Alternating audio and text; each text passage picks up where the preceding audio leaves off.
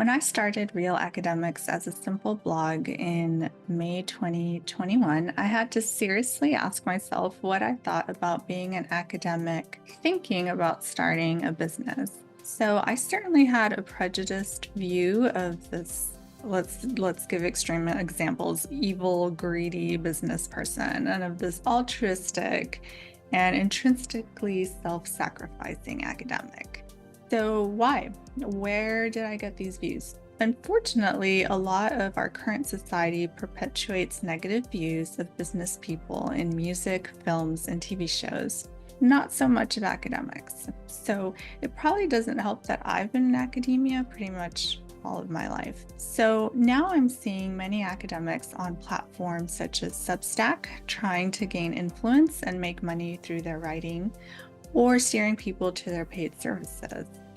Some of them are questioning their role in the free market, or worse, oblivious completely to the fact that they're engaging in the free market. So, when I was at the university, I also saw academics striving to increase their salaries or their influence, or both. So, how is this different from business? And is it wrong to make money? So stick around and I'm going to address all these questions/issues. So in the last 3 years of serious and often personally challenging investigation, reading, observation, even experience, I've gained perspective I'm grateful for that I want to share with you here. For example, there are plenty of business people who want to add value to others through their innovations and products. And yes, there are unfortunately those who are greedy and self-seeking. But in the same way, there are plenty of academics who want to add value to others through their innovations and their research. And yes, there are many who are also greedy and self-seeking. So here's the next question. Is it wrong to make money? So first, let me ask, if you're an academic, do you make a salary? I hope so. If you're a small business owner, do you make a profit? Again, I hope you do, especially since lots of small businesses don't make it past 5 years. And allow me to add that making a profit is very important for businesses to survive, just as academics need to make a salary to live. So the question of whether it's wrong to make money, however, is a different question. I would simply say no, it's not. Making money is not inherently good or bad. And the question of whether it's wrong to make money is a different question. So what's good or bad is how the process of making money plays out. If you're an individual wishing to add value to others and working hard to do so, then a fair exchange for your value can be monetary. Often it is. In a free and fair market with underlying ethical values of trust, and I'll get back to that, that's very important. The more value you add to more people, the more money you naturally receive. But if you are not interested in adding value to others, or you do so through crooked tactics, people will eventually figure it out and stop engaging. So naturally, the less money you would make. Now, this overarching idea is put in very simple terms here. I should clarify that the idea described above works only in a fair and free market economic system where there is trust. I don't have time or space to delve into nuances of how things could get complicated, right? But the underlying truth to this reality is rather helpful.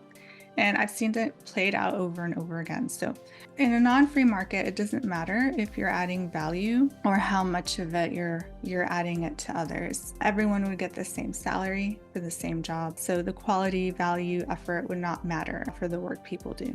But in a free market where there's trust in the exchange of value, if that trust diminishes or disappears, then things are not going to make progress because people will find ways to cheat and the system will eventually fall apart. So knowing whether you're providing value to others happens pretty directly in small businesses. So people either respond or don't respond to what you're offering. People either buy a product or service or they don't. People also calculate and compare services to make decisions on purchases, and that's the competitive free market. So, in academia, knowing whether you're providing value is oftentimes less direct, like when you're in the middle of it. And I'm thinking as faculty. So, for example, students may have to take certain classes or work under certain people's supervision to graduate, whether the student feels they're getting value out of learning or not. Publications that you yourself put out may get very few or niched readers. That's often the case, unfortunately. But still, I would say universities and programs kind of at a higher administrative level need to compete for student enrollment, show why their degrees are valuable or even better than students attending another program, degree, or university, and why their institutions, quite frankly, worth paying hundreds of thousands of dollars to attend, depending on the place, right? But it's still pricey. So I'm not trying to say that business or academia is better than the other at all. I'm just saying that both business people and academics are inherently engaged in an exchange of value, whether more or less directly. If you're finding this content useful, please hit the like button, subscribe, hit the notification bell. I'll appreciate that. All right, so next steps. What do we do with this information? So whether you're an academic or business person or both in an intersection of that, I recommend regularly reflecting on why you're doing what you're doing. Reflecting on your purpose can be about the big picture, so what of your career. It can be something that you do as you engage in a specific project. And reflecting is important because it keeps your motives in check. You know, no one's perfect, but it helps to check and improve ourselves.